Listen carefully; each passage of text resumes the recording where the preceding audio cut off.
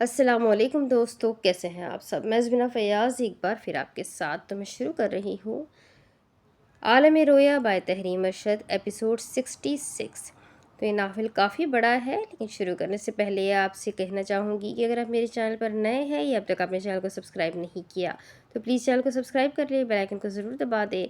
और अगर आपको मेरे पढ़े हुए नावल शॉर्ट वीडियोस पसंद आते हैं तो अपने कॉन्टेक्ट्स में शेयर ज़रूर किया करें। साथ ही साथ कमेंट करके ज़रूर बताएं कि आपको नावल्स कैसे लग रहे हैं, आगे आप कौन से नावल सुनना चाहेंगे और आप किस कंट्री से, किस शहर से, किस जगह से मेरे वीडियोस को वॉच करते हैं। तो चलिए शुरू करते हैं।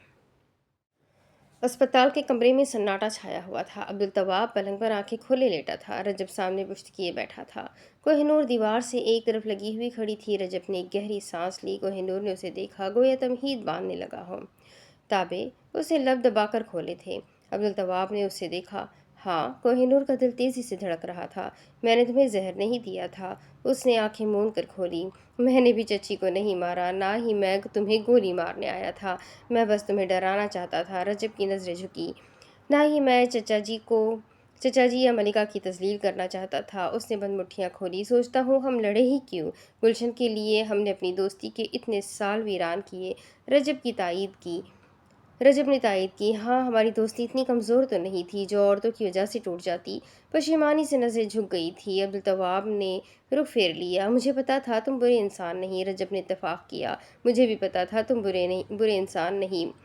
रक्त बढ़ गई। दोनों एक साथ बोल पड़े। तो फिर हमने इतने साल क्यों वीरान कर दिए। शायद कदरतों ने दिल में बसेरा कर लिया था। गुजरते दिनों के साथ ये बढ़ती जा रही थी। जब दिल खुलना चाहता तो एहतजाज करती, जिसे जैसे कहती थी हम बढ़ने के लिए बसेरा करती हैं, घुटने के लिए। कोहिनूर कहने लगी। रजब, इसने आपको पीछे से कभी बुरा नहीं कहा। अब्दुल तवाब ने उसे देखा था। मैं इसकी शाहिद हूँ। वो ज़रा मुस्कुराया। तहलील यहाँ होती तो वो भी यही कहती। उसने गर्दन मोड़ी। कोहिनूर हमेशा से मेरे लिए छोटी बहन की तरह थी। वो बेतासुराना अंदाज में रजब की पुश्त की जानिब देख रहा था। तुम दोनों को अपने रिश्ते के लिए मेरी रजामंदी की सबसे ज़्यादा ज़रूरत है। अच्छा, उसने मगरूराना अंदाज से उसे देखते हुए पूछा था। कोहिनूर हंसी।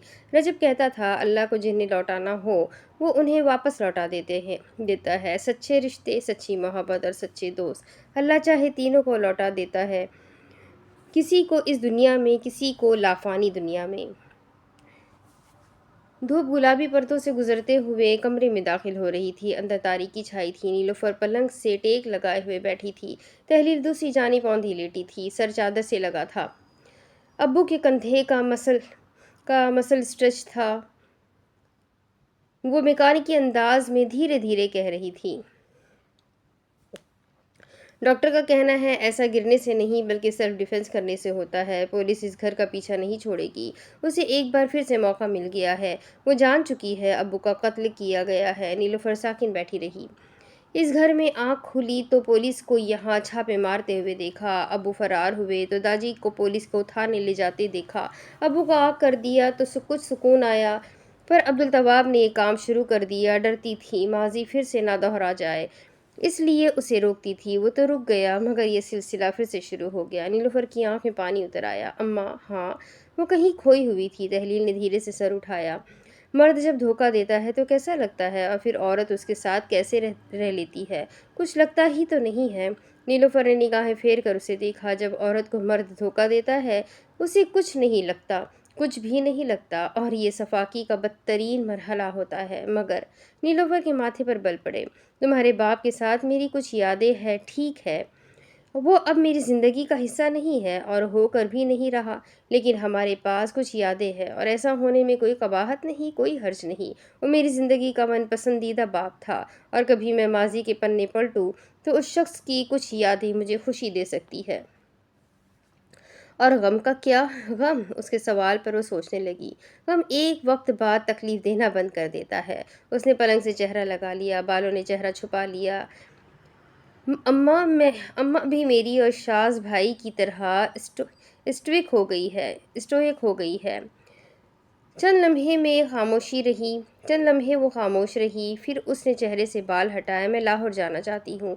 नीलुफर ने ये सुनते टेक हटाई। नानी के पास। उसने हाजरा के नसीब से लाख पनाह मांगी थी, मगर इख्तिताम पर वो उसी के नक्श पर نقش پا پر چلنے پر مجبور ہو گئی تھی۔ میں اب یہاں نہیں رہنا چاہتی، کب جانا چاہتی ہو؟ اسے دھیرے سے پوچھا تھا۔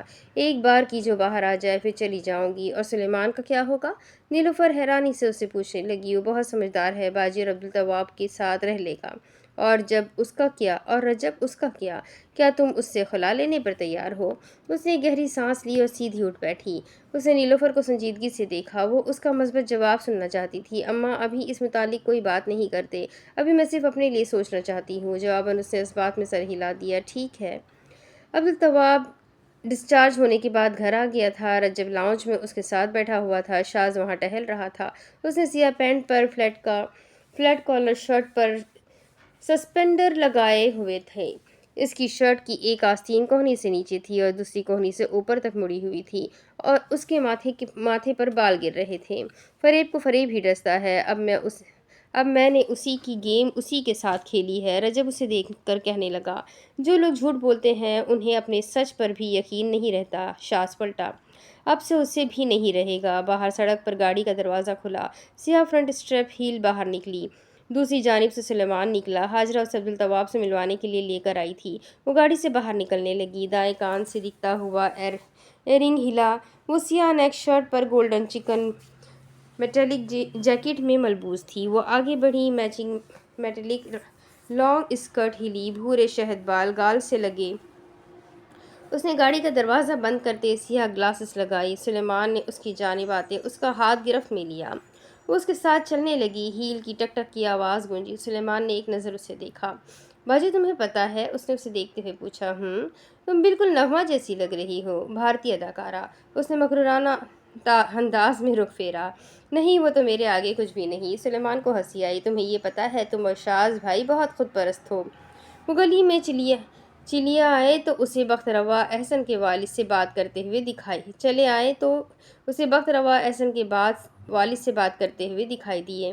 السلام علیکم۔ اس نے سلام کیا تو سلیمان بھی بولا السلام علیکم۔ حاجہ نے اسے آنے سے پہلے سمجھایا تھا، تمہیں وہاں سنجیدہ رہنا ہے، خواہ تمہیں اپنے باپ کی موت کا دکھ ہے کہ نہیں۔ وعلیکم السلام، انہوں نے جواب دیا تھا۔ بخت روا خفگی سے حاجہ کے لباس کی جانب دیکھ رہے تھے۔ احسن کے والد تعزیت کرنے لگے۔ بیٹی دکھ ہوا اسلام کا جان کر۔ انہوں نے اب سلیمان کو دیکھا۔ بیٹا تم سے بھی تعزیت کرتا ہوں۔ جواباً اس نے سادگی سے کہا، بس اللہ کی رضا۔ وہ کہنے لگے، اللہ رحم کرے اور اس کے گناہ معاف فرمائے۔ بخت روا ان سے اجازت لینے لگے۔ میں گھر والوں کو دیکھ لوں۔ وہ حاجرہ اور سلیمان کے ساتھ گھر کی جانب ہو لیے۔ کیا بتا رہے تھے؟ حاجہ نے پوچھا۔ بتا رہا تھا اس کے بھائی نے بیٹی کے رشتے کے لیے استخارہ کروایا تھا، جس سے کروایا تھا وہ عامل بھی تھا، رشتہ ہو گیا۔ پھر دونوں خاندان کی لڑائیاں پڑ گئیں، منگنی ٹوٹ گئی اور اسی عامل نے اپنی بیٹی کی شادی لڑکے سے کروا دی۔ حاجہ محفوظ ہوئے طنزیہ کہنے لگی، اس لیے مجھے یہ مولویوں اور عاملوں کا چکر پسند نہیں۔ نبی کریم صلی اللہ علیہ وسلم کی سنت سے ثابت ہے، استخارہ خود کرتے ہیں۔ جادو صرف کالا ہوتا ہے، اور جو اچھے مقصد کے لیے بھی جادو کرتا ہے وہ بھی کالا ہی ہوتا ہے۔ انہوں نے اتفاق کیا۔ صحیح بات ہے۔ وہ ٹھہرے اور پھر کہنے لگے، ایمان بہت ضروری ہے۔ جن کا ایمان اللہ پر نہیں ہوتا وہ اپنے حصول کے لیے ہر طرح کی حدود پار کر لیتے ہیں، کیونکہ انہیں یقین ہی نہیں ہوتا۔ یہاں کچھ نہ ملا تو آخرت میں تو ملے گا، دنیا میں نہیں تو جنت میں تو صحیح۔ ایمان بہت ضروری ہے، اس لیے ہمارے بڑے کہتے تھے، یقین کا سونا بے یقینی کی عبادت سے بہتر ہے۔ اب بخت روا نے پھر سے اس کے لباس کا جائزہ لیا۔ کم از کم آج کے دن ہی ڈھنگ کے کپڑے پہناتی۔ اس نے ہوا میں ہاتھ ہلایا۔ داجی سیدھا یہاں نہیں آئی، کلائنٹ سے مل کر آئی ہوں۔ اندر لاؤنج سے رجب باہر کی طرف جھانک رہا تھا۔ شاز صوفے پر آتے ہوئے بیٹھا۔ اسے آج چھوڑ دو۔ رجب ذرا چونکا۔ جی؟ عبدالتواب نے ماتھے پر بل ڈالے۔ تحلیل سے ملنا ہے۔ شاز نے تھوڑی سی مڑی ہوئی 2 انگلیاں لگائی۔ وہ ابھی غم میں ہے اور دکھی ہے، جنازے والے دن بات کرنا۔ باہر سے گھر میں اندر داخل ہوتے ہوئے بخت روا نے اسے بتایا، شاز آیا ہوا ہے۔ اچھا؟ وہ یہ سنتے مسکرائی۔ وہ رک گئی۔ سلیمان نے اسے دیکھا۔ وہ پیروں سے ہیل نکالنے لگی۔ اسے ذرا چونکاتی ہوں۔ سلیمان کا موڈ خراب ہوا۔ باجی تم اتنی بچکانہ تو نہیں تھی۔ اس نے خفگی سے اظہار کیا، یہ میری اس کے لیے محبت ہے اور یہ میرا بھرم ہے، وہ میرا بچکانہ پن دیکھے گا۔ مجھے اس کے سامنے بچکانہ ہونا اچھا لگتا ہے۔ یہ دنیا کا خوبصورت ترین احساس ہے۔ جیسے آپ ہو، آپ کو کوئی ویسے ہی قبول کر لے۔ سلیمان نے بیزاری سے دیدے گھمائے۔ اتنے مشکل حالات اور صورتحال میں بھی فضا میں محبت ہے۔ اس نے اپنی ہیلز اٹھا لی اور سیڑھیاں چڑھ کر اندر آئی۔ یہ سب آپ کی وجہ سے ہوا ہے۔ رجب کی آواز پر حاجرہ کی آنکھیں پھیلی۔ وقت روا آگے بڑھیں۔ یہ سب کچھ ہی ایڈوکیٹ صاحب کی وجہ سے ہوا ہے، عبدالتواب نے طنز کیا۔ وہ غصے سے آگے بڑھی۔ سلیمان نے سر پکڑ لیا۔ اف، پتہ نہیں ہمارا خاندان اتنی بلیم گیمز کیوں کھیلتا ہے۔ وہ بیٹھک کی جانب جانے لگی۔ میرا دل تو چاہتا ہے حاجرہ کو بتا دوں۔ وہ ایک دم رکی، پیروں کو جیسے کرنٹ لگا۔ بخت روا آگے لاٹھی بڑھاتے ہوئے رکے۔ میں بیلٹ اتاروں؟ شاز غصے سے بولا۔ حاجرہ میکانیکی انداز میں آگے بڑھی۔ عبدالتواب کو حاجرہ کا چہرہ دکھائی دیا۔ اس نے خود کو نارمل رکھتے شاز کو دیکھا۔ اتار لے، زہر تو آپ نے مجھے دے ہی دیا تھا۔ سلیمان کا منہ کھلا اور حیرت سے آنکھیں گول گھوم گئی۔ حاجرہ سانس نہیں لے سکی۔ شاز درشتی سے بولا، ہنگامہ کرنے کی ضرورت نہیں ہے، زہر دیا تھا تو اینٹی ڈوٹ بھی دے دیا تھا۔ حاجرہ آگے بڑھی۔ اس نے ہیل زمین پر پھینکی۔ شاز نے چونک کر سامنے دیکھا۔ حاجرہ سرخ آنکھوں سے اسے دیکھتے ہوئے اندر چلی آئی۔ رجب سامنے کا منظر دیکھتے تاثر نہیں دے سکا۔ عبدالتواب خندہ زیر لب بولا، سیز دا ڈے، تم نے مجھ سے وعدہ کیا تھا شاز۔ شاز نے غصے سے لب دبایا۔ عبدالتواب کو دیکھا۔ اس نے انگلیوں کی پورے مل کر سر جھٹکا۔ اس نے شاز سے اپنے تمام بدلے لے لیے تھے۔ تم نے وعدہ کیا تھا تم بچوں کو استعمال نہیں کرو گے۔ رجب نے ایک نظر راہداری کی جانب دیکھا اور پھر گھور کر عبدالتواب کو۔ اس اینگل سے باہر سے آنے والے ہر شخص پر نظر جاتی ہے، اس نے جان بوجھ کر کیا ہے یہ سب۔ حاجرہ جذباتی ہو گئی۔ شاز، تم نے میرے بھائی کو زہر دیا۔ تمہیں پتہ ہے یہ صرف میرا بھائی نہیں، میرا بچہ ہے۔ بخت روا اور سلیمان بھی اندر چلے آئے۔ یہ ایک اور غیر متوقع جھٹکا تھا۔ دادا اور پوتے کے چہرے پر بھی دکھ اور حیرت کے آثار واضح تھے۔ شاز نے لب کھولے۔ میں نے بچوں کی صلح کروانے کے لیے یہ سب کیا تھا۔ صلح؟ حاجرہ کی پیشانی پر بل پڑے۔ میرے بھائی کو موت کے منہ میں ڈال کر؟ اس نے رجب کو دیکھتے ہوئے پوچھا۔ تو ایسے دھمکا کر سیٹلمنٹ ہوئی ہے تم دونوں کی؟ رجب تیزی سے بولا، اب واقعی میں ہو گئی ہے۔ رجب نے کوہنی عبدالتواب کی پسلی میں چبائی۔ عبدالتواب ایک دم سر اٹھا کر بولا، ہاں ہاں۔ حاجرہ نے اس کے چہرے کی زرد رنگت دیکھی۔ کیا حال ہو گیا ہے تمہارا؟ وہ آگے چلی آئی۔ شاز قہرآلود نظر سے عبدالتواب کو دیکھ رہا تھا۔ اس نے عبدالتواب کا چہرہ اپنے ہاتھوں میں لیا۔ اٹھو، تم اپنے کمرے میں جاؤ، آرام کرو، میں تمہارے لیے پنجیری تیار کرتی ہوں۔ وہ اٹھنے لگا۔ کمزوری بھی ہو رہی ہے، وہ تھکان سے بولا تھا۔ رجب کی اس کی اداکاری پر دھیرے دھیرے میکانیکی انداز میں آنکھیں اندر کی جانب جا کر کیمرہ لینس کی طرح باہر آئی۔ میری کشتی، وہ کہنے لگی، تم بس ٹھیک ہو جاؤ، کشتی کی فکر مت کرو، میں ہوں نا، مجھ سے پیسے لے لینا۔ شاز کا دماغ کھول رہا تھا، وہ بے تاثرانہ انداز میں اسے دیکھ رہا تھا۔ وہ اسے لے کر بیٹھک کے دوسرے دروازے سے نکلنے لگی۔ اللہ ہدایت دے ظالموں کو۔ سلیمان رجب کے ساتھ آ کر بیٹھنے لگا۔ یہ بہت بڑی نوٹنکی ہے۔ بخت روا بنا کچھ کہے مڑ گئے۔ شاز نے سلیمان کو دیکھا اور پھر حاجرہ کے پیچھے جانے لگا۔ حاجرہ، وہ عبدالتواب کو بخت روا کے کمرے میں لے گئی۔ بخت روا بھی اپنے کمرے کو ہو لیے۔ میری وضاحت تو سن لو۔ وہ کمرے میں آنے لگا۔ اس نے منہ پر دروازہ بند کر دیا اور اس نے ضبط سے مٹھیاں دبائے دبے دبے غصے میں کہا، عبدالتواب۔ وہ فائل کے کاغذات پلٹ رہی تھی۔ کیجو اور اس کی ملاقات کا وقت تھا۔ وہ آمنے سامنے بیٹھی تھی۔ پیچھے فاصلے پر جیل افسر بیٹھی تھی۔ انکریڈبلیز دیکھو، اس نجمہ نے کیا کیا ہے، حاجرہ کہہ رہی تھی۔ اس نے کہا ہے کہ اس نے تحلیل کو تمہارے گھر میں گھستے ہوئے دیکھا۔ وہ غصے سے نفی میں سر ہلانے لگی۔ یہ بہت غلط تھا۔ کیجو پوچھنے لگی، تم چاہتی ہو کہ تم میرے خلاف گواہی دینے والوں کو دروغ حلفی کی سزا دلواؤ؟ یہ کام تو عدالت کا ہے۔ اس نے کندھے اچکا کر فائل بند کرنے لگی۔ کبھی کبھی میں سوچتی ہوں کہ کیجو کی وہ سننے لگی، جب کرمنل پروسیڈنگز میں حلف کی بنا پر بریت نہیں ملتی تو اسے اٹھاتے کیوں ہے؟ کیا ایسے اس کی بے حرمتی نہیں ہوتی؟ حاجرہ حرکت نہیں کر سکی تھی۔ کیجو زخمی انداز میں مسکرائی۔ دھیرے سے اس کی پلکیں جھکی۔ اس سے پروسیکیوٹر سوالات پوچھ رہے تھے۔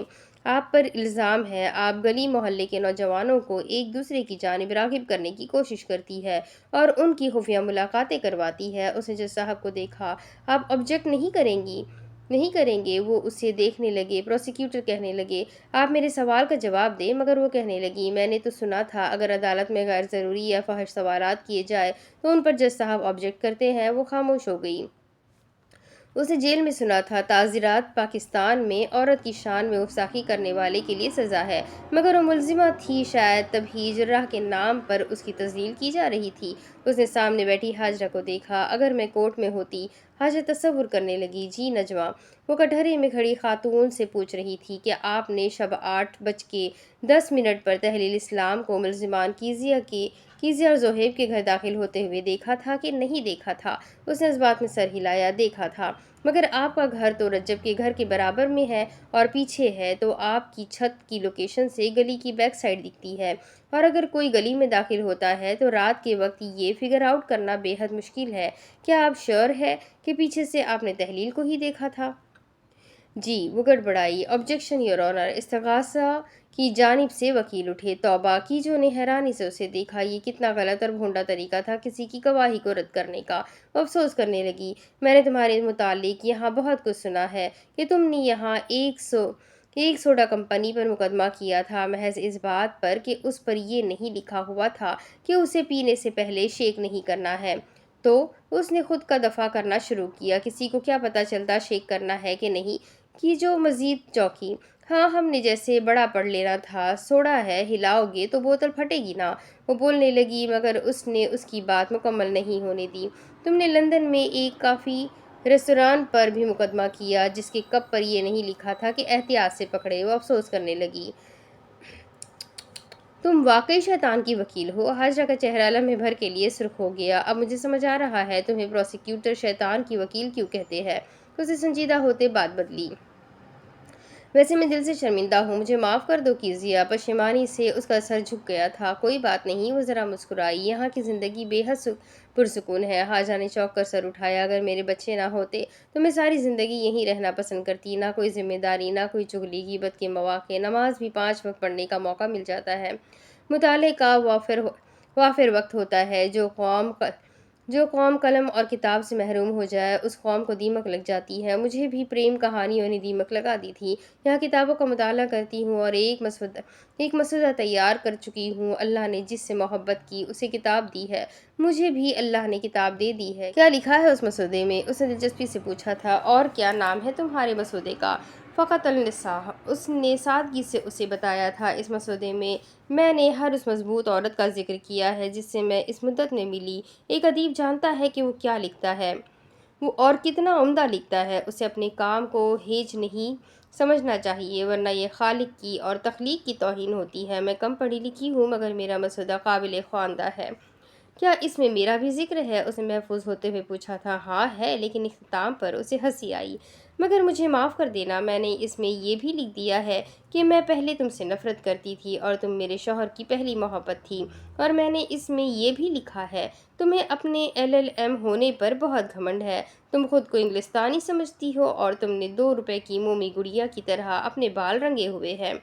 वो अपनी हंसी जब्त करते हुए मजबूत मसनूई खुफगी भरे अंदाज में कहने लगी, मैं तुम पर तहरीरी बहतान का मुकदमा करवा सकती हूँ। मुस्कुरा कर कहने लगी, एक राइटर का काम ये नहीं वो लिखे जो लोग चाहते हैं, बल्कि वो लिखे जो लोगों को पढ़ने की ज़रूरत है। वो जो हर कोई नहीं कह सके, वो जिस पर कोई और कलम नहीं उठा सके, उसकी पलके उठिए। अच्छा, अगर ये भी साबित हो जाता कि नजमा ने तहलील को नहीं देखा, तो फिर भी तो वो गायब तो हुई थी ना, तो तुम्हारा नाम तो इस सब से निकल जाता। हाजरा बड़े मतलबी अंदाज में बोली थी। दरवाजे से तो वापस तहलील को किसी ने निकलता देखा नहीं, क्योंकि गली में अब्दुल तवाब था। तो तुम्हारी छत और उसकी बराबर की छत में इतना फासला है कि एक आदमी ज़बरदस्ती लड़की को लेकर फरार नहीं हो सकता, और हो भी जाए तो सामने गली से निकलते हुए 1 मिनट में पकड़ा जा सकता है। मगर चूंकि वो दोनों अपनी मर्जी से फरार हुए, इसलिए ये मुमकिन हो गया। उसने सर पकड़ लिया। अब मुझे अफसोस हो रहा है, और बहुत शदीद अफसोस हो रहा है कि ये केस मैंने क्यों नहीं लिया। वो सोचने लगी, मगर इसमें मेरा कसूर नहीं, मैं हूँ ही ऐसी। मैं ना तो टिक कर प्रोसिक्यूटर ऑफिस में काम कर सकती हूँ, ना किसी फॉर्म में। मैं किसी भी चीज़ के साथ बाउंड होकर काम नहीं कर सकती, इसीलिए मैं बैरिस्टर हूँ। इंग्लिस्तान में बैरिस्टर खुद मुख्तार होकर काम करते हैं, पर यहाँ वो हिसाब नहीं, पता नहीं लोगों का मसला क्या है। मर्द वकील सबसे सलाम लेंगे पर औरत को नज़रअंदाज कर देंगे। थाने में मोहर नज़रअंदाज कर देगा। क्या मैं इनको नज़र नहीं आती, या ये जानबूझकर ऐसा करते हैं? इसीलिए यहाँ इतनी कमाई नहीं हो पाती। शायद पेट पालने के लिए मैं काम कर लेती, पर मर्दों की बेतहाशा तनकीद के सबब मैं खुद मुख्तार होकर अपनी मर्जी से काम करना पसंद करती हूँ। اور اگر سچ کہوں تو غلطی مردوں کی نہیں، میں ایک ایسی عورت ہوں جس کے ساتھ مشرقی مرد تو دور کی بات مغربی مرد بھی نہیں رہ سکتا۔ میرا خود کا شوہر ایک ایسا انسان ہے جو میرے ساتھ ایک دن نہیں رہتا اگر اسے مجھ سے محبت نہ ہوتی۔ نہ میں زیادہ مذہبی ہوں، نہ زیادہ کلچر نماز پڑھ کر اٹھوں گی تو لوگوں کو میرا ڈھنگ اور انداز دیکھ کر یہ ضرور سوچنا ہے قبول ہوئی بھی ہے کہ نہیں۔ یہاں کے لوگوں کو میری ہر بات سے مسئلہ ہے، تب ہی میں نے ہر چیز سے خود کو آئسولیٹ کر کے رکھا ہوا ہے، یہاں تک کہ اپنے مائکے والوں سے بھی۔ میرا اپنا سگا بھائی میرے سے اختلاف رکھتا ہے اور اس کا بس چلے تو وہ مجھے گھر بٹھا دے۔ میرے داجی اور میرا شوہر میری وارڈروب کے سخت خلاف ہے، اگر ان کا اختیار ہو تو وہ اس پر مٹی کا تیل چھڑک کر آگ لگا دے، مگر چونکہ اختیار نہیں تو وہ کچھ کہتے نہیں۔ میں جانتی ہوں حاجہ نے اسے دیکھا۔ میرے کیس کی سزا 7 سال ہے تو میری اپیل یہاں نہیں عدالت عالیہ میں ہوگی۔ کیا تمہیں واقعی لگتا ہے میرا ری ٹرائل ہوگا؟ کیونکہ میں نے جہاں جیل میں ایسے بہت سے لوگوں کے کیس سنے ہیں جن میں 6 9 سال بعد ری ٹرائل نہیں ہوتا، ویسے میرا معاملہ تو اپیلیٹ کورٹ کے سپرد ہوگا، پھر کہیں جا کر ری ٹرائل ہوگا۔ اپیلیٹ کورٹ میں کیس سننے کی وجہ لوئر کورٹ کی ججمنٹ کو چیلنج کرنا ہوتا ہے، جبکہ ری ٹرائل پچھلے ٹرائل میں غلطی یا نئے ثبوت اور گواہان کے ظاہر ہونے پر ہوتا ہے۔ ری ٹرائل ایک نیا مقدمہ ہوتا ہے جس کا حکم اپیلیٹ کورٹ سے RPC دفعہ 350، 232 یا 329 کے تحت کسی مختلف عدالت یا جج کی سماعت میں سنا جاتا ہے اور اس میں تمام حقائق اور امور کا جائزہ لیا جاتا ہے جیسے کہ پہلی بار لیا جاتا ہے۔ ہاں، لیکن ہمیں درخواست دائر کرنی پڑے گی۔ میں دل سے معذرت خواہ ہوں کیزیا، میں ان دنوں اپنی زندگی کی پہیلیاں حل کرنے میں پھنسی ہوئی تھی۔ اگر یہ سب میں پہلے کر لیتی تو آج تمہارا مسئلہ اتنا بڑا نہ ہوتا۔ ویسے وہ سوچنے لگی، کیا ہماری درخواست رد تو نہیں ہوگی؟ تم فکر مت کرو، اس کی نوبت نہیں آئے گی۔ جب ہم ریکویسٹ کرتے ہیں تو عدالت کو تمام صورتحال سے آگاہ کرتے ہیں، وہ ہمارا ریکارڈ کیس کی تفتیش ویو کر کے ہمیں ری ٹرائل کی اجازت دے دیں گی۔ وہ برہمی سے کہنے لگی، ہاں، جیسے جج صاحب کا بینچ میرے لیے ہی بیٹھا ہے کہ کیزیا اور اس کے شوہر زہیب کے کیس پر نظر ثانی کر لے۔ اور بھی تو کتنے لوگوں کی اپیلیں وہاں درج ہوں گی۔ حاجرہ نے کندھے اچکائے۔ ہے تو، پر تمہارا کام جلدی ہو جائے گا۔ وہ کیسے؟ اس نے دائیں بائیں کندھے دیکھا اور پھر رازداری سے بولی، سردار۔ وہ لمحے بھر کے لیے رکی، لیکن تمہاری تو اس سے میں نہیں، اس نے آہستگی سے کہتے نفی میں سر ہلایا۔ سچ بتاؤ، کوئی سیٹلمنٹ تو نہیں کی؟ اور وہ کہنے لگی، اچھا، یہ رجب تو اشتہاری تھا، اس کا کیس بھی میرے والا تھا، بلکہ سنگین ہو سکتا تھا۔ ایک جوان لڑکے کا ایک لڑکی کو اغوا کرنا، عموماً اس کی وجہ جنسی خواہش ہوتی ہے۔ کیزیا کے چہرے کے زاویے بگڑے۔ جج کے ساتھ سیٹلمنٹ ہوئی تھی؟ کوئی فیور دیا تھا انہیں؟ اس نے نفی میں سر ہلایا۔ ایسا کچھ نہیں ہے، تحلیل کی رپورٹس کام آئی ہے۔ وہ اسے مشکوک نظروں سے دیکھ رہی تھی۔ بولا نا نہیں، تمہارا کام رجب کروائے گا۔ یہ کیزیا بھی بڑی چیز بن گئی ہے۔ اس کا ہاتھ اٹھا، وہ ضبط کرتے کرتے رکی، بیڑا غرق اس منڈے کا، وہ دل سے شرمندہ ہے۔ حاجرہ کی آنکھیں چینی ہوئی۔ تم ماڈل پرزنر ہو، تمہارے ساتھ ضرور رعایت کی جائے گی، تمہارا کام جلدی ہوگا۔ وہ کچھ سوچتے ہوئے کہنے لگی، چلو، میرے کیس میں تو تحلیل ہے، پتہ نہیں ان ملزمات کا کیا ہوتا ہوگا جو بنا ثبوت کے اپیل کرتے ہیں، یا انہیں پھر سزا ہو جاتی ہوگی۔ اسے برا لگا تھا، نہیں، قانون ان کو ڈبل جیوپرڈی کا حق دیتا ہے، تو کیا میرے کیس میں پروسیکیوشن چوچا نہیں کرے گی؟ ایک امید سے وہ پوچھ رہی تھی، جب تحلیل ہمارے پاس ہے، اس کے پاس اس کے نکاح کے ثبوت اور گواہان ہیں، تو پھر پروسیکیوشن چوچا کیوں کرے گی؟ وہ اسے امید دلا رہی تھی۔ زہیب ٹھیک ہے؟ اس نے کسی خیال سے پوچھا تھا۔ حاجرہ نے ایک گہری سانس لی۔ ٹھیک ہے، ایک ہی بار ملی ہوں اس سے، میرا بس چلے تو اس کو ساری زندگی اندر رکھوں، مگر تم دونوں کی صورتحال ایسی ہے کہ تم بری ہوگی تو وہ بھی بری ہو جائے گا۔ اس نے خاموشی اختیار کر لی۔ چند لمحے بعد وہ بولی، جب رجب اور اس کی صلح ہو گئی ہے تو مجھ سے بھی صلح کر لو، اتنا لمبا پروسیجر چلانے کی کیا ضرورت ہے؟ حاجرہ سنجیدگی سے بولی، یہ عدالتی امور ہے، خالہ جی کا گھر نہیں کہ جو نے ناک بھو چڑھائی اور منہ زوری دکھائی۔ مجھے تو پیسے اینٹھنے کے حربے لگتے ہیں۔ حاجرہ ضبط کر گئی، نو کمنٹس۔ مگر پھر وہ ضبط نہیں کر سکی۔ تمہاری عدالت میں اتنی بدنامی ہوئی ہے، کیا تم نہیں چاہتی तुम नहीं चाहती हो कि तुम्हें और तुम्हारे शौहर को बाइज्जत बरी किया जाए? उसने बड़े मूड से कहा। सुना है, जस्टिस डिलेड जस्टिस डिनाइड। जवाबन वो दो टोक अंदाज में बोली। Justice hurried justice buried. तुम्हारी अंग्रेजी काफ़ी अच्छी नहीं हो गई? उसने अचानक से पूछा था। वो कहने लगी, यहाँ लोगों से सुन सुन कर, वरना मैंने तो 8वीं के बाद स्कूल का मुंह तक नहीं देखा। वो महफूज होते कहने लगी, अब तो तुम्हारे जेल में होने का मुझे वाकई कोई अफसोस नहीं। अब इसके आगे की कहानी मैं आपको अगले वीडियो में सुनाती हूँ कि आगे क्या होगा। ये जानने के लिए मेरे साथ बने रहे। रमज़ान की वजह से वीडियोस मैं थोड़ी सी छोटी छोटी बना रही हूँ, रिकॉर्डिंग थोड़ी छोटी छोटी हो रही है, क्योंकि एक साथ रिकॉर्डिंग करना, गला सूख जाता है, बहुत डिफ़िकल्टीज़ होती है। आई होप आप लोग अंडरस्टैंड कर रहे हैं। तो इंशाल्लाह आप लोग सुनते रहें, मेरे साथ बने रहें। वीडियो कैसी लग रही है ज़रूर बताइएगा, लाइक ज़रूर कीजिएगा, कमेंट ज़रूर कीजिएगा। तो मिलते हैं अगले वीडियो में, तब तक के लिए अपना खूब सारा ख्याल रखें, मुझे भी दुआ में याद रखिए। अल्लाह हाफ़िज़।